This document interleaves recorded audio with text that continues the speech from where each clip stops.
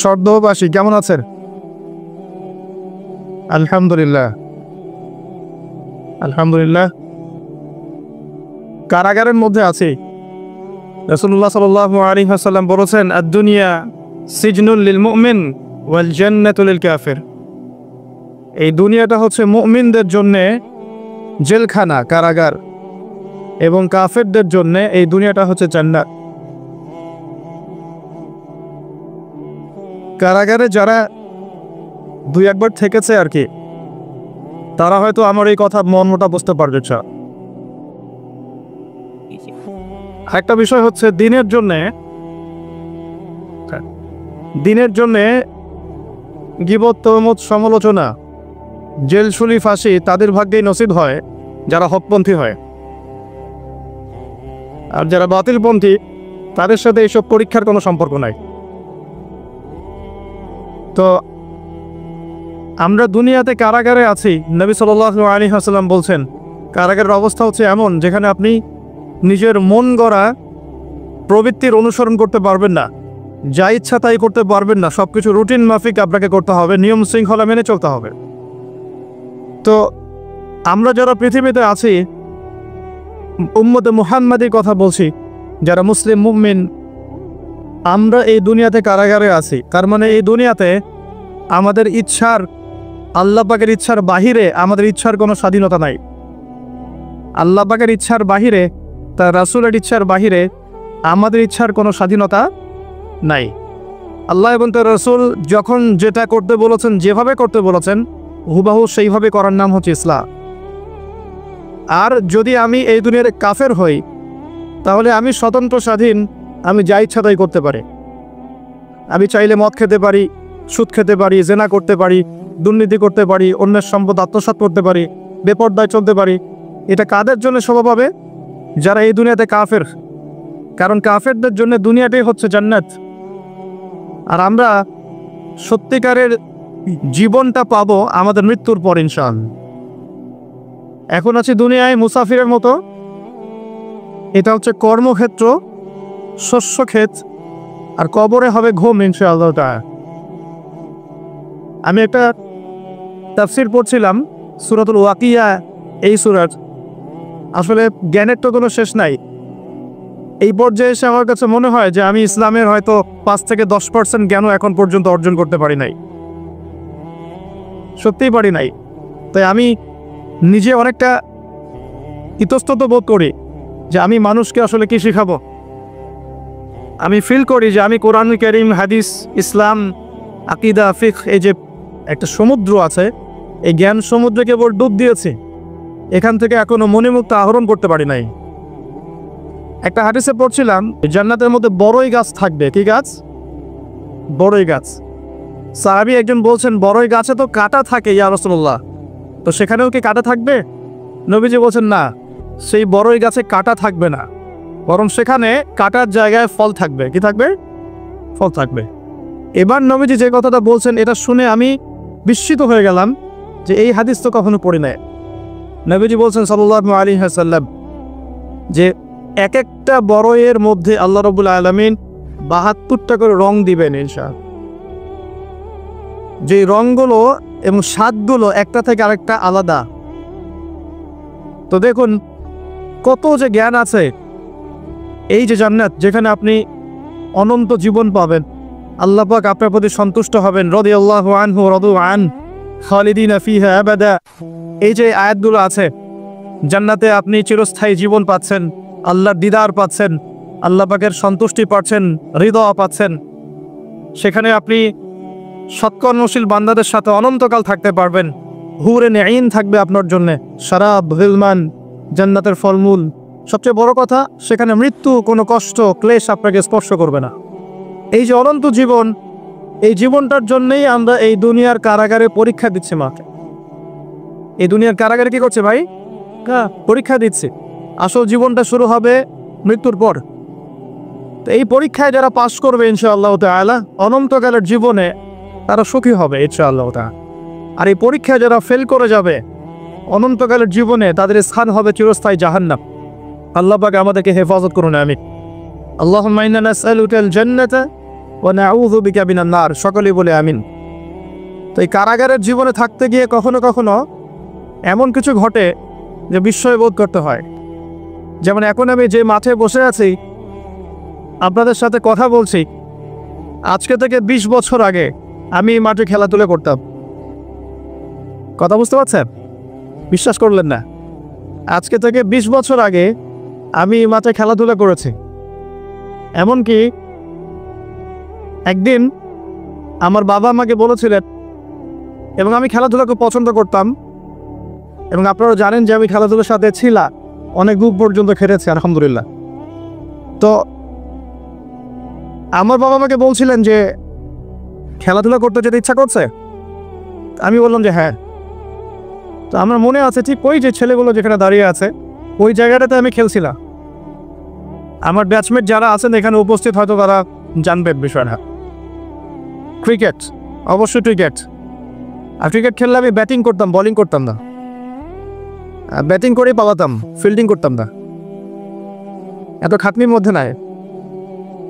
তো খেলতে খেলতে শুনলাম যে বাসায় আমার বাবা মারা গেছেন, ইন্না লিল্লাহি ওয়া ইন্না ইলাইহি রাজিউন।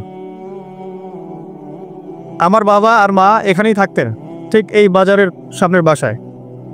এখানে আমার শৈশবটা কেটেছে। আমি আপনাদের এখানে পুলিশ একাডেমি শিশু শিক্ষালয় একটি স্কুল ছিল, এখন আছে কিনা আমি ঠিক জানি না। সেই স্কুলে আমি ক্লাস 1 ক্লাস 2 পর্যন্ত পড়েছিলাম। আমার শৈশবটার অনেকটা স্মৃতি এখানে জড়িত আছে। আর আজকে তাকদীরের কি লিখন যে সেই মাঠে বসে আমি আপনাদের সামনে দিনের ওয়াজ করছি। সুবহানাল্লাহ। আল্লাহ পাক কিভাবে মানুষের তাকদীর লিখে রাখেন। হয়তো সেদিন আল্লাহ পাক আসমানের উপর থেকে দেখছিলেন এই ছেলেটা যেখানে খেলছে আর 20টা বছর পর সেখানে ওয়াজ করবে, তাই না? আল্লাহ পাক সব জানতেন না? দেখুন আমরা এখানে যারা উপস্থিত আছি, আমরা দোয়া করি আল্লাহ পাক সবাইকে জান্নাত দান করুন। তো আমরা যারা উপস্থিত আছি জান্নাতে যদি যাই ইনশাআল্লাহ, জান্নাতে যাওয়ার 1 কোটি বছর পরে আমরা কি করব আল্লাহ পাক এখনই সেটা জানেন, জানেন না? আবার আল্লাহ না করুক কেউ যদি জাহান্নামে যায়, জাহান্নামে যাওয়ার 1 কোটি বছর পর সে কি শাস্তি ভোগ করবে আল্লাহ পাক এখনই সেটা জানেন। আল্লাহ রাব্বুল আলামিন এই সময়ের ঊর্ধ্বে, এটাই বলে আমরা আল্লাহু আকবার। আরো ঘটনা আছে, বলতে গেলে আজকে ওয়াজের সময় শেষ হয়ে। আমার পাশে ওস্তাদকে দেখছেন, এই যে ছোট ছেলেটা তেলাওয়াত করে গেল কোরআন, তার চেয়েও ছোট বয়স আমার, তখন 7 থেকে 8 বছর হবে। আমার পুরাণের হাতে খড়ি হয়েছে ওস্তাদ নজরুল হুজুরের কাছে, এটা আপনারা অনেকেই জানেন না। তো আলহামদুলিল্লাহ আমি এখনো খুশি যে আলহামদুলিল্লাহ হুজুর এখন অনেক স্টুডেন্ট পড়ান মাশাআল্লাহ, এবং অনেকে তার স্টুডেন্ট আছেন এখানে। আমার পুরাণের হাতে খড়ি হয়েছে এখানে। এবং এরপরে আমার বাবা ইন্তেকাল করার পর আমরা চলে যাই এখান থেকে, সেখানে গিয়ে আমরা রংপুরে থাকা শুরু করি আর কি। এখন আমি ঢাকার বাসিন্দা। তাকদীর ঘুরছে কিভাবে। এরপরে আরও অনেক পড়াশোনা করতে হয়েছে, মাদ্রাসার সাবজেক্টগুলো পড়তে হয়েছে, ইউনিভার্সিটিস কভার করতে হয়েছে। বিগত প্রায় 10 বছর থেকে আমি মোটামুটিভাবে 14 থেকে 15 জন ওস্তাদ এর কাছে পড়েছি, 14 থেকে 15 জন। এই যে পড়ার পরে আমি মনে করছি যে আমি ইসলামের কিছুই জানি না। আমার কাছে এখন মনে হয় ইসলামের জ্ঞান এত গভীর, যার মধ্যে কেবল ডুব দিয়েছি আমি, কোনো মণিমুক্তাও তুলতে পারি নাই। আমি কিভাবে আপনাদেরকে মণিমুক্তা দিব? আর এই পথে চলার সময় দেখেছি যে বাস্তবতা আর কোরআন সুন্নাহ এক জিনিস নয়। বাস্তব চলছে একভাবে, কোরআন সুন্নাহ বলছে আরেকভাবে। বাস্তবতায় সুদ খাওয়া মানুষের কাছে ফরজ হয়ে গেছে, আর কোরআন সুন্নাহ বলছে সুদ খেলে আল্লাহ এবং তার রাসূলের সাথে যুদ্ধ করা হয়। বাস্তবতায় আমরা দেখছি যে প্রত্যেকটা ছেলে মেয়ে, অলমোস্ট এভরিবডি ফ্রিমিক্সিং জেনার সাথে জড়িত। আর কোরআন বলছে আমাদেরকে ওয়ালা তাকরাবু জিনা, জেনার কাছেও যেও না। তো কোরআন সুন্নাহর সাথে বাস্তবতার বিশাল ফারাক। কোরআন সুন্নাহ বলছে আল্লাহ পাকের জমিনে লা ইলাহা ইল্লাল্লাহ পতাকা উড়বে, কিন্তু আমরা দেখছি আল্লাহর এই বিশাল জমিন, পুরো পৃথিবীতে এখন কাফেরদের পতাকা উঠছে। কোরআন সুন্নাহ আল্লাহ পাক বলছেন যে পরিবারগুলো হতে হবে আদর্শ পরিবার, জান্নাতের টুকরার মতো। আর আমরা বাস্তবতা দেখছি, দেখুন অলমোস্ট এভরি পরিবারের মধ্যে ফাসাদ আর ফিতনা, ফাসাদ আর ফিতনা। মনে হচ্ছে এক একটা জাহান্নামের টুকরা হয়ে যাচ্ছে। আমরা কোরআন শুনে পাচ্ছি মেয়েদেরকে খাস পর্দায় থাকতে হবে, আর আমরা বাস্তবতা দেখছি মেয়েরা বেপর্দায় বাইরে বের হচ্ছে। কোরআন সুন্নাহ বলছে যে সবাইকে দ্বীনের জ্ঞান অর্জন করতে হবে ফরজ। তো বাস্তবতা দেখছি আমরা মানুষ কোরআনটাও বিশুদ্ধ করে তেলাওয়াত করতে পারছে না বেশিরভাগ মানুষ। কোরআন হাদিস বলছে সালাত যে ব্যক্তি ছেড়ে দেয়, মান তারাকা সালাতান মুতাআম্মিদান ফাকাদ কাফার, কেউ সালাত যদি ছেড়ে দেয় ইচ্ছা করে সে ব্যক্তি কুফরি করে। আর বাস্তবতা দেখছি 90% মুসলিমের দেশে বেশিরভাগ মুসলিম নামাজ পড়ে না। কোরআন সুন্নাহ বলছে যে আপনাকে যাকাত দিতে হবে, প্লাস নিসার পরিমাণ সম্পদ হলে যাকাত দিতে হবে, কিন্তু আমরা বাস্তবতায় দেখছি আমরা দান সদকা করতে রাজি, যাকাত দিতে রাজি নই। অনেক ফারাক। আমি চিন্তা শিখলাম যে দুনিয়া আর কোরআন সুন্নাহ একভাবে চলছে না। কোরআন এবং সুন্নাহ আমাদেরকে বলছে যে কোরআন সুন্নাহকে হাতে নিয়ে আমরা প্রায় 1250 বছর এই বিশ্বটাকে শাসন করেছিলাম। আর আজকে বিগত 200 থেকে 300 বছর আমরা দেখছি আমরা শাসিত, মানুষ আমাদেরকে উঠতে বললে উঠি, বসতে বললে বস। আল্লাহ পাক সুদকে হারাম করেছেন, সারা বিশ্বে এখন সুদভিত্তিক ব্যাংকিং সিস্টেম চলছে, সবখানে সুদী এনজিও চলছে। আল্লাহ পাক কোরআন সুন্নাহয় বলছেন মুহাম্মদুর রাসূলুল্লাহ, মুহাম্মদ সাল্লাল্লাহু আলাইহি ওয়াসাল্লাম সর্বশেষ রাসূল। আমরা দেখছি সমাজে এমন মানুষও বের হয়েছে বলছে মুহাম্মদ সাল্লাল্লাহু আলাইহি ওয়াসাল্লাম শেষ নবী নন, আরো নবী আসতে পারে। আউযুবিল্লাহ। আছে না এমন বলো? আছে। কত পার্থক্য কোরআন এবং সুন্নাহর সাথে বাস্তবতার, এটা এই কোরআন সুন্নাহর জ্ঞানে ডুব না দিলে আপনি বুঝতে পারবেন। কত ফিতনা। আল্লাহ পাক বলেন ওয়া আতাসিমু বিহাবলিল্লাহি জামিআ, তোমরা একত্রিত থাকো, আল্লাহর রজ্জুটাকে শক্ত করে ধরো, ঐক্যবদ্ধ থাকো। বাস্তবে দেখছি ঐক্যের বালাই নাই আমাদের মধ্যে, ঐক্যের কোনো বালাই নাই। আমরা নিজেদের মধ্যেই, নিজেদের ঘরানার মধ্যেই শত শত দলে বিভক্ত হয়ে গেছে, আমাদের শক্তি হারিয়ে গেছে। তরুণ প্রজন্ম, আমরা বিকেলে ক্যাডেট কলেজে গিয়েছিলাম, আলহামদুলিল্লাহ। একটা প্রসঙ্গ মিস করেছি, একটু বলে নিই পরে ভুলে যাব। আপনাদের প্রতি আমার রিকোয়েস্ট আছে, আমি আপনাদের সন্তান, এখানে আমি শৈশব কাটিয়েছি, আপনাদের প্রতি আমার হক আছে, ঠিক যেমন আমার প্রতি আপনাদের হক আছে। একটা কথা মাঝখানে ভুলে গেছে, আমার মাও এখানে পড়াশোনা করেছে। এই যে কলেজের মাঠে আমি লেকচার দিচ্ছি, এই কলেজ থেকে আমার মা ডিগ্রি পাস করেছে, বুঝতে পারছেন? অনেক স্মৃতি আছে। তো যাই হোক, আমি আপনাদের কাছে প্রত্যাশা করব যে আমরা চাই সারদাতে একটা উন্নত মানের যুগোপযোগী একটা মাদ্রাসা করতে। আপনারা কি সহযোগিতা করবেন? যদি আপনারা শ্রম দিয়ে, অর্থ দিয়ে, জায়গা দিয়ে, পরামর্শ দিয়ে সহযোগিতা করেন, আমার খুব ইচ্ছা আমি আমার ওস্তাদকে একটা মাদ্রাসা করে দেবো ইনশাআল্লাহ। আমার পক্ষে তো চালানো সম্ভবটা, কারণ আমি ব্যস্ত থাকি, আমার জীবনটা মুসাফিরের মতো, আজকে এখানে কালকে ওখানে।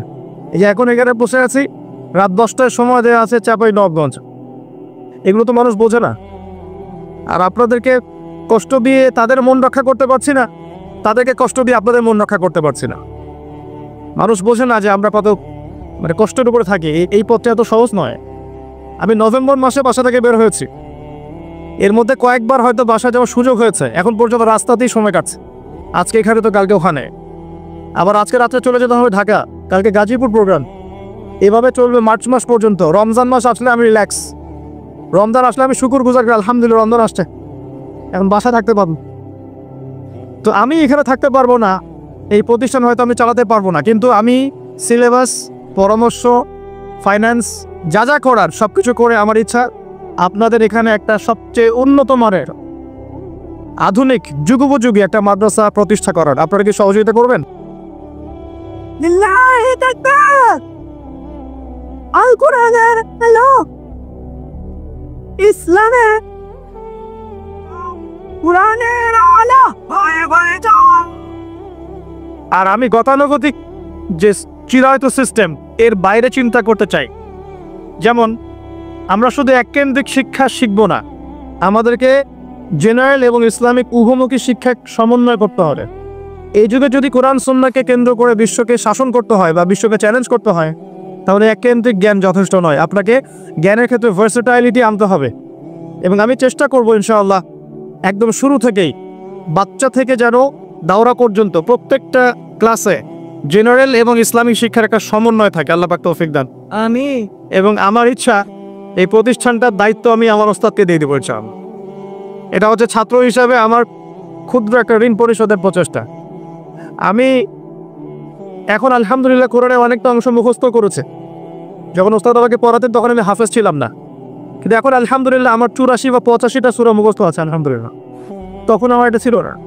তো এই যে সারা জীবন, এবং আমার কিন্তু স্টুডেন্ট আছে অনেক, এবং আমার কিছু প্রতিষ্ঠান গড়ে উঠেছে বাংলাদেশ আলহামদুলিল্লাহ, ঢাকাতে একটা, রংপুরে একটা, ইনশাআল্লাহ রাজশাহীতেও একটা হবে। আর আল্লাহ যদি চান তাহলে সমুদ্রের পরে কক্সবাজার, সেখানেও ইনশাআল্লাহ একটা প্ল্যান চলছে ইনশাআল্লাহ। তো এখানে আরও কিছু কোর্স আমি লঞ্চ করার চেষ্টা করেছি, যেখানে একজন জেনারেল শিক্ষিত ভাই 1 বছরের মধ্যে ইসলামের বেসিক 6টা সাবজেক্ট শিখবেন ইনশাআল্লাহ। আমি বলছি না আপনারা মুফতি মুহাদ্দিস হয়ে যাবেন, খালি বেসিক নলেজগুলো শিখবেন ইনশাআল্লাহ। কোরআন, হাদিস, আকিদা, ফিকহ, ইসলামের ইতিহাস এবং রাসূল সাল্লাল্লাহু আলাইহি ওয়াসাল্লামের সিরাত, এই 6টা মেজর সাবজেক্ট আপনাকে শেখানো হবে 1 বছর ইনশাআল্লাহ। 1 বছর পর আপনি ফিল করবেন যে 1 বছর আগে আপনি যা জানতেন 1 বছর পর আপনার জ্ঞানটা অনেক বেশি আলহামদুলিল্লাহ। এবং দাওয়া ট্রেনিং কোর্স চালু করতে হবে যাতে করে দায়ীদেরকে তৈরি করা যায়, এবং উভমুখী শিক্ষার সমন্বয় দরকার।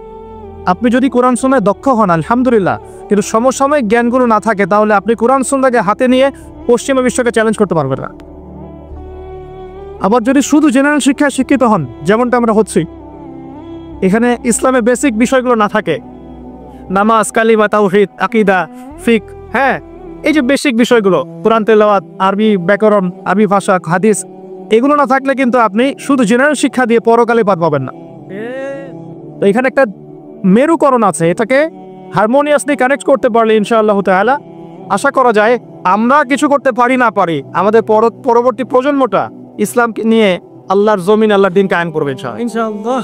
এখন জ্ঞানের বিপ্লব দরকার, এখন দরকার জ্ঞানের বিপ্লব, সবচেয়ে বেশি দরকার জ্ঞানের বিপ্লব। আল্লাহ রাব্বুল আলামিন তার নবীকে প্রথম যে আয়াতটা নাযিল করেছেন সেটা কি ছিল? ইকরা বিসমি রাব্বিকাল্লাযী খালাক, পড়ুন আপনি আপনার রবের নামে যিনি আপনাকে সৃষ্টি করেছেন। তো এই জ্ঞানের চর্চা আল্লাহ পাক আমাদের সবাইকে করার তৌফিক দান করুন, জ্ঞানের বিপ্লব ঘটানোর তৌফিক দান করুন। এই যে ক্যাডেট কলেজে যান যখন, মনটা ভালো হয়ে যাবে। এত সুন্দর টিপটাপ পরিপাটি গোছানো একটা প্রতিষ্ঠান, ভালো লাগে না? তো মাদ্রাসা এমন করা যাবে না? মাদ্রাসাগুলো খুব সুন্দর করে ডিসিপ্লিন এনে তারা যেভাবে রুটিন করে বাচ্চাদেরকে চালায়, সেই ভোরবেলা ওঠে, শেষ রাত্রে ওঠে, ফজরের নামাজ জামাতে করে, এক্সারসাইজ করে, আবার নাস্তা খায়, আবার পড়তে বসে, আবার ক্লাস করে, 5 বেলা তারা খাবার দেয়, হাইজেনিক খাবার দেয়, ভালো খাবার দেয়, খেলাধুলার সময় দেয়, কত সুন্দর সিস্টেম। এর শৃঙ্খলাই সব কিছু কিন্তু। আর কোরআন সুন্নাহ সবচেয়ে বেশি শৃঙ্খলা শেখাবে আমাদেরকে ইনশাআল্লাহ। তো এরকম করে মাদ্রাসাগুলো তৈরি করা যাবে না ইনশাআল্লাহ? এটা আপনারাও সহযোগিতা করেন ইনশাআল্লাহ। সারদাবাসীকে এমন কিছু উপহার দেওয়ার ইচ্ছা আমার আছে। যদি আজকে না পারি, কালকে না পারি, পরশু দেওয়ার চেষ্টা করবো ইনশাআল্লাহ। তবে একা কিছুই করতে পারবো না, যদি আপনাদের সহযোগিতা থাকে তাহলে হয়তো করা যাবে ইনশাআল্লাহ। আল্লাহ রাব্বুল আলামিন আমাদেরকে জ্ঞানের বিপ্লব ঘটানোর তৌফিক এনায়েত করুন, আমিন। মূল কথায় আসি প্রিয় ভাইরা, আমরা যারা এখন এই দুনিয়াতে আছি, নিঃসন্দেহে এটা আমাদের চিরস্থায়ী গন্তব্য নয়। কথা ঠিক না বোন? আচ্ছা, আল্লাহ রাব্বুল আলামিন কি বলছেন সূরা যারিয়াতের 56 নম্বর আয়াত একটু দেখি।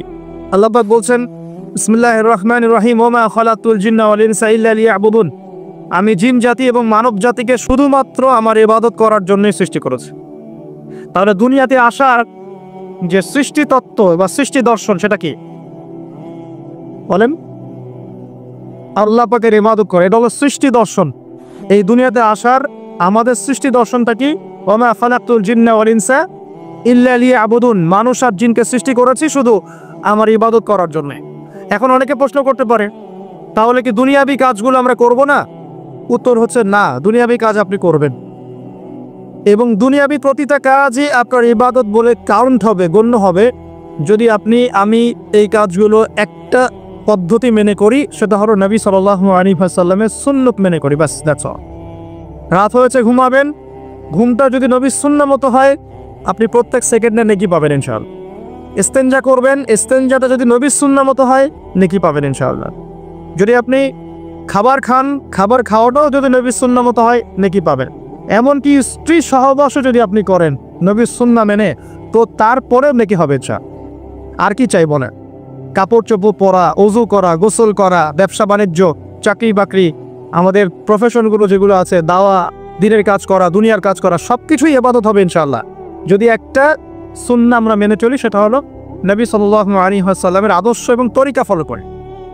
তার তরিকা বাদ দিয়ে অন্য কোনো তরিকাকে ফলো করা যাবে উত্তর হচ্ছে না। তার তরিকা বাদ দিয়ে অন্য কোনো তরিকা ফলো করা যাবে না। তবে সেই ব্যক্তির কথা নেওয়া যাবে যার কথা এবং কাজ রাসূল সাল্লাল্লাহু আলাইহি ওয়াসাল্লামের সাথে মিলে যায়। কোনো সমস্যা আছে? কিন্তু কোনো ব্যক্তি যত বড়ই হোক না কেন, তার কথা এবং কাজ যদি রাসূল সাল্লাল্লাহু আলাইহি ওয়াসাল্লামের সাথে না মিলে, তাহলে সেটা নেওয়া যাবে না। আল্লাহ পাক দুনিয়াতে পাঠিয়েছেন তার ইবাদত করার জন্য। আর ইবাদত মানে শুধু নামাজ, রোজা, হজ, যাকাতি নয়, বরং আপনার পারিবারিক জীবন থেকে শুরু করে অর্থনৈতিক জীবন, ব্যবসা বাণিজ্য এবং পলিটিক্যাল লাইফ সবকিছু ইবাদত ইনশাআল্লাহ, যদি আপনি নবীর তরিকা মতো করতে পারেন। এখন একটা প্রশ্ন আসবে, এই ইবাদতটা কি আমরা শুধু ব্যক্তি জীবনেই করব, ইবাদতের জীবনেই করব, না পুরো জীবনে করব? এখন এই দাওয়াতটার খুব বেশি প্রয়োজন। আমরা অনেকেই নামাজ পড়ি কিন্তু সুদো ভাই আছে না? নাই? অনেকে তাহাজ্জুদ পড়েন কিন্তু ঘুষ খান, আছেন না? অনেকে মাশাআল্লাহ দান সদকা করেন, ভালো কাজও করেন, আবার বেপরদায় চলেন, এমনটা আছে না? এখানে বুঝতে হবে যে ইবাদত মানে শুধুমাত্র নামাজ, রোজা, হজ, যাকাতি নয়, বরং ইবাদত মানে আপনার জীবনের প্রতিটা ক্ষেত্র ইবাদত ইনশাআল্লাহ। যখন আপনি নামাজ, রোজা, হজ, যাকাত করছেন, তাসবিহ, তাহলিল, জিকির, আজকার করছেন, এগুলো ইবাদত হচ্ছে আলহামদুলিল্লাহ। একই সাথে যখন আপনি ব্যবসায় আসবেন, তখন মাপে কম দেওয়া যাবে না, তখন পণ্যে ভেজাল দেওয়া যাবে না, তখন আপনি মিথ্যা কসম খেয়ে পণ্য বিক্রি করতে পারবেন না, তখন আপনি মজুদ করতে পারবেন না, কৃত্রিম সংকট তৈরি করতে পারবেন না। এখানেও আপনাকে সুন্নাহ ফলো করতে হবে। যদি এখানে গিয়ে আপনি রাসূলের সুন্নাহ ফলো না করেন, আল্লাহর বিধান আপনি না মানেন, তাহলে ইবাদত বন্দেগীর জীবনে লা ইলাহা ইল্লাল্লাহ থাকলেও ব্যবসা বাণিজ্যের জীবনে লা ইলাহা ইল্লাল্লাহ নাই। আমার কথা কি বোঝা যায়? একটু হলেও কি বোঝা যায়? আচ্ছা, আবার পারিবারিক জীবনে গেলেন, সেখানে আপনার সন্তান নামাজ পড়ছে না, আপনার মেয়েরা পর্দা করে না, স্ত্রীরা পর্দা করে না, তাহলে পরিবারের জীবনে লা ইলাহা ইল্লাল্লাহ মুহাম্মাদুর রাসূলুল্লাহ কিন্তু নাই, ইবাদতের ক্ষেত্রে আছে। আবার আপনি সমাজ জীবনে গেলেন, এখানে আপনি আল্লাহর বিধানকে পাশ কাটিয়ে বা আল্লাহর বিধানকে বাদ দিয়ে পশ্চিমাদের বিধান চর্চা করছে, তার মানে এই জীবনে কিন্তু লা ইলাহা ইল্লাল্লাহ নাই। তো লা ইলাহা ইল্লাল্লাহ মুহাম্মাদুর রাসূলুল্লাহ কি শুধুমাত্র নামাজেই, না পুরো জীবনে পালন করতে হবে? এটাই হচ্ছে সেই আয়াতের ব্যাখ্যা। আল্লাহ পাক বলেন উদখুলু ফিস সিলমি কাফা, তোমরা পরিপূর্ণরূপে ইসলামে প্রবেশ করো। এখন ইসলামে পরিপূর্ণ প্রবেশের মানে হচ্ছে জীবনের একটা ক্ষেত্র নয়, জীবনের সমস্ত ক্ষেত্রেই কোরআন এবং সুন্নাহকে ফলো করতে হবে। আল্লাহ পাক আমাদের সবাইকে তৌফিক এনায়েত করুন, আমিন। এখন এই ইসলাম ছাড়া কি অন্য কোনো দিন আল্লাহর কাছে গ্রহণযোগ্য হবে? আল্লাহ পাক কি বলছেন শুনুন। আল্লাহ পাক বলছেন ওয়া মা ইয়াবতাগি গায়রাল ইসলামি দীনান ফালা ইউকবাল মিন, কেউ যদি ইসলাম ছাড়া অন্য কোনো দিন তালাশ করে, কোশ্চিন কেন সেটা আল্লাহর কাছে কবুল করা হবে না। কোনটা কবুল করা হবে? আল্লাহ পাক বলছেন ইল্লা দীন ইনদাল্লাহিল ইসলাম, আমার কাছে, আল্লাহর কাছে, নিশ্চয়ই আল্লাহর কাছে একমাত্র গ্রহণযোগ্য দিন হচ্ছে কি? বলেন ইসলাম। তাহলে ইসলাম আল্লাহর কাছে একমাত্র গ্রহণযোগ্য দিন, এটা বাদ দিয়ে অন্য কোনো দিন কবুল হবে না। কেউ যদি তালাশ করে তাহলে সে ক্ষতিগ্রস্ত হবে। এবং এই ইসলামের মূল ভিত্তি হচ্ছে কোরআন এবং সুন্নাহ। এবং এই কোরআন সুন্নাহকে আমরা শুধু জীবনের এক ক্ষেত্রে বাস্তবায়ন করলে হবে না, সামগ্রিক জীবনে বাস্তবায়নের চেষ্টা করতে হবে। আল্লাহ পাক সবাইকে তৌফিক এনায়েত করুন, আমিন। এবার আসেন যে এর ভিত্তিগুলো কি কি, এটা আমরা পাবো অন্য একটা হাদিস থেকে। যখন জিবরাইল আলাইহিস সালাম সরাসরি মানুষের রূপ ধরে মানুষের সামনে এসে নবীকে জিজ্ঞাসা করছেন যে ইয়া মুহাম্মদ সাল্লাল্লাহু আলাইহি ওয়াসাল্লাম আখবিরনি আনি ইসলাম, আমাকে ইসলাম সম্পর্কে বলুন। নবী সাল্লাল্লাহু আলাইহি ওয়াসাল্লাম বলেন আল ইসলাম, ইসলাম হচ্ছে আন তাশহাদা আল্লা ইলাহা ইল্লাল্লাহ ওয়া আন্না মুহাম্মাদান আবদুহু ওয়া রাসূলুহু। ইসলামের প্রথম পিলার হচ্ছে তুমি সাক্ষ্য দিবে আল্লাহ ছাড়া কোনো মাবুদ নাই এবং মুহাম্মদ সাল্লাল্লাহু আলাইহি ওয়াসাল্লাম আল্লাহর বান্দা এবং রাসূল। 2 ওয়া আন তুকিমাস সালাত, তুমি সালাত কায়েম করবে। 3 ওয়া আন তুতিয়াজ যাকাত, তুমি যাকাত প্রদান করবে। 4 ওয়া তাসুম রমাদান, রমজান মাসে সাওম রাখবে। হজ করবে যদি তোমার সামর্থ্য থাকে, সামর্থ্য না থাকলে নয়, সামর্থ্য থাকলে তুমি হজ করবে। এই 5টা হচ্ছে ইসলামের মৌলিক পিলার। কয়টা পিলার ভাই? 5টা। ইসলামের মৌলিক পিলার 5টা, ইমানের কয়টা? 6টা। মনে রাখবেন ইসলামের পিলার কয়টা? 5টা। ইমানের কয়টা? 6টা। ইমানের 6টা হচ্ছে 1 আল্লাহর বিশ্বাস, 2 ফেরেশতা মণ্ডলীতে, 3 আল্লাহ কিতাবগুলোতে, আসমানি কিতাবসমূহ, 4 নবী রাসূলগণ, 5 পরকাল এবং 6 তাকদীর বা ভাগ্যের ভালো মন্দ। এই 6টার প্রতি মনে বিশ্বাস করলে, মুখে স্বীকার করলে এবং কাজে বাস্তবায়ন করলে একজন ব্যক্তি মুমিন হয় আলহামদুলিল্লাহ। ঠিক আছে? তো ইসলামের 5টা ভিত্তি দিকে একটু তাকাই আমরা, এক নজর দেই। প্রথমটা কালিমা। আমরা কি সবাই কালিমার মর্ম হাকিকত বুঝি? যখন থেকে লা ইলাহা ইল্লাল্লাহ পড়েছেন আপনি বাধ্য যে আল্লাহ পাকের বিধান বাদ দিয়ে আপনি অন্য কোথাও যেতে পারবেন না। এটা লা ইলাহা ইল্লাল্লাহের একটা মৌলিক কথা। লা ইলাহা ইল্লাল্লাহ বলেছেন মানে আল্লাহর সাথে আপনি শিরক করতে পারবেন না। মুহাম্মদুর রাসূলুল্লাহ যখন বলেছে তার মানে আপনি সুন্নতের বাইরে কোনো বেদাত করতে পারবেন না। আমি বুঝতে পারছি? যখন লা ইলাহা ইল্লাল্লাহ বলেছে ওরা যাবে না, আল্লাহর বিধানের বাইরে যাওয়া যাবে না। যখন মুহাম্মদুর রাসূলুল্লাহ বলেছেন তখন নবীর তরিকা সুন্নত বাদ দিয়ে অন্য তরিকার বেদাতে যাওয়া যাবে না। এখন আমরা তো দুঃখজনক যে আমরা আসলে মুসলিম পরিবারে জন্মগ্রহণ করেছি ঠিকই, কিন্তু আমরা শিরক বুঝি না। কি বুঝি না? শিরক বুঝি না। এখন মুসলিমরা আল্লাহ ছাড়া অন্য কারো কাছে চায় না। মুসলিমরা আল্লাহ ছাড়া অন্য কাউকে সেজদা করে। মুসলিমরা আল্লাহ ছাড়া অন্য কারোর জন্য নজর মারত করে। মুসলিমরা গায়রুল্লাহর নামে এখন জমাই কিন্তু করে, হাতে বালা করে ঘোরে, খুলে না। কেন? খুললে তার ক্ষতি হয়ে যাবে এই ভয়ে। মুসলিমরা এখন ছবি মূর্তির উপাসনা শুরু করেছে, করে নাই? করেছে কি করে নাই? এবং কোনো ক্ষেত্রে এগুলোকে প্রতিষ্ঠা করার প্রয়াস দেখা যাচ্ছে সমাজের নিয়ে। আরও আছে, মুসলিমরা এখন ভাগ্য গণকের কাছে যায় না? এ হাত দেখে দাও, ভাগ্য দেখে দাও। মুসলিমরা রাশি ফলে বিশ্বাস করে, রাশি ফল, অমুকের রাশি কি, তমুকের রাশি কি, আজকে কি হবে, কালকে কি হবে, তাই না? এগুলোতে বিশ্বাস করে। মুসলিমরা যুগ বা সময়কে গালি দেয়। মুসলিমরা বাতাসকেও গালি দেয়। মুসলিম অনেক সময় দেখা যায় আল্লাহ ছাড়া অন্য কারো কাছে দোয়াও করে এবং আশা করে যে অন্য কোনো মৃত মানুষ তাকে সন্তান দিতে পারবে, পরকালে পার করায় দিবে। এগুলো মুসলিমরা ভাবে না? এই শিরকগুলো সমাজের মধ্যে নাই। সমাজে এখন একটা নতুন শিরক আসছে, নতুন না আসলে এটা প্রাচীন, কিন্তু এখন চর্চাটা খুব বেড়েছে। এটা হচ্ছে এই যে তাবিজ কবজ কুফরি কালাম করার শিরক। এটা করে না?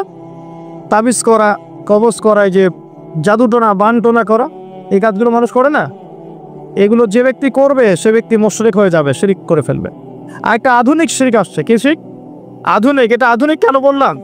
এটা এই যে 1200 বছর থেকে এই শিরকটা খুব কম ছিল। বিগত 200-300 বছর থেকে এই শিরকটা একদম আকাশচুম্বী।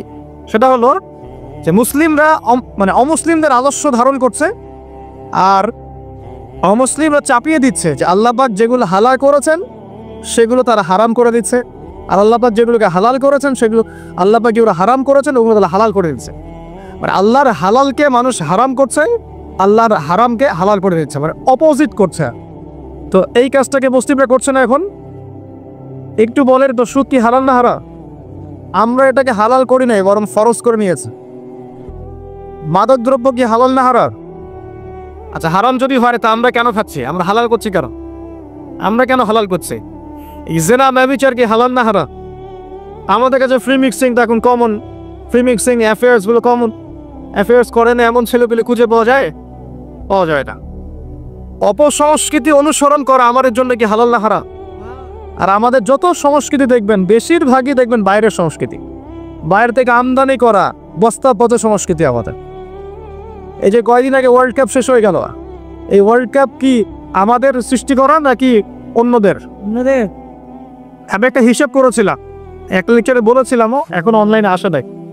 এই ওয়ার্ল্ড কাপ যে সবগুলো ম্যাচ দেখেছে, মানে কয়টা ম্যাচ? 64টা ম্যাচ মনে হয়। যতগুলো ম্যাচ যদি সবাই দেখে থাকে তাহলে এই 1.5 ঘন্টা করে হিসাব করলে সে তার পুরো হায়াতের 4 দিন নষ্ট করেছে। কয়দিন?